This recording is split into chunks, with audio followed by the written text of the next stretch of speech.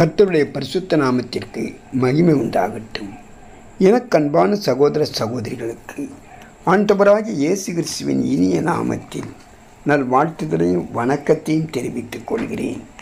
காலைதோறும் கர்த்தருடைய வார்த்தை என்ற தலைப்பில் நாம் வேத வசனங்களை தியானித்து வருகிறோம். இன்றைக்கு தியானத்திற்கு நாம் எடுத்துக்கொண்ட வேத வசனம் 1 யோவான் 4ஆம் அதிகாரம் 18ஆம் வசனம். அன்பிலே பயமில்லை, பூர்ண அன்பு பயத்தை புறம்பே தள்ளும். பயமானது வேதனை உள்ளது, பயப்படுகிறவன் அன்பிலே பூரணப்பட்டவன் அல்ல.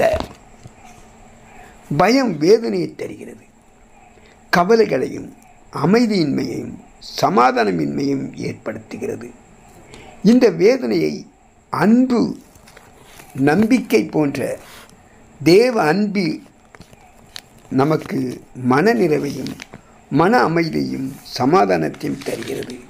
பயம் வந்துவிட்டால் ஒரு நபரை நம்பிக்கையற்றவர்களாகவும் மனநிறைவு இல்லாதவர்களாகவும் ஆக்கிறது. தேவனின் பரிபூர்ண அன்பு பயத்தை விலக்கி பயத்தில் இருக்கும் வேதனையை நீக்கும். பயத்தின் வேதனையை வெல்ல வேண்டுமானால் தேவாதி தேவனின் அருள் நமக்கு வேண்டும்.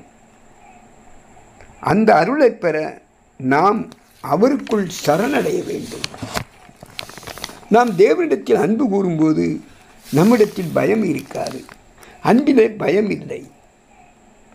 பூர்ண அன்பு பயத்தை புறம்பே தள்ளும்.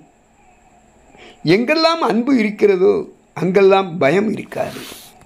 தேவனுக்கு பயப்படுவது என்பது வேறு, தேவனை பற்றி பயப்படுவது என்பது வேறு. தேவனுக்கு பயப்படுவது நம்மிடத்தில் இருக்க வேண்டிய பயபக்தியை குறிக்கிற வார்த்தை. தேவனை பற்றி பயப்படுகிறது என்பது பிசாசுகளும் தேவனை பற்றி பயப்படுவது போன்றது.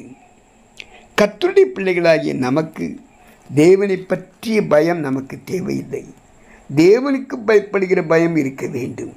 தேவ அன்பு நம்மில் நிலைத்திருப்பதினாலும் நாம் தேவனிடத்தில் அன்பு கூறுவதினாலும் நம் தேவனிடத்தில் நிலைத்திருப்பதினாலும் நமக்கு தேவனை பற்றிய பயம் தேவையில்லை.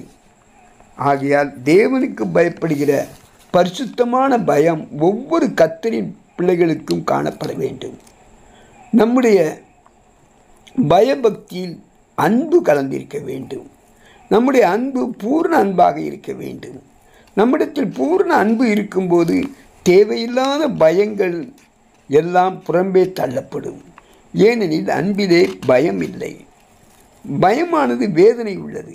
பயப்படுகிறவர்கள் அன்பிலே பூரணப்பட்டவர்கள் அல்ல. பாவிகளும் குற்ற உணர்வுகள் உள்ளவர்களும் தேவனுடைய சமூகத்திற்கு முன்பாக நிற்க பயப்படுவார்கள். இவர்களுக்கு தேவனை குறித்த பயம் உண்டாகும். தங்கள் பாவங்களின் நிமித்தம் தேவன் தங்களை தண்டித்து விடுவாரோ என்று இவர்கள் பயப்படுவார்கள். நாம் அன்பிலே நிலைத்திருக்கும் போது இப்படிப்பட்ட பயம் இருக்காது. தேவனுடைய அன்போடு ஒப்பிட்டு பார்க்கும்போது நம்முடைய அன்பு குறைவுள்ளதுதான். தேவனைப் போல நம்மில் பூர்ண அன்பு கூற முடியாது. அவருடைய அன்பு தெய்வீக அன்பு, பிரதிபலன் பார்க்காத அன்பு.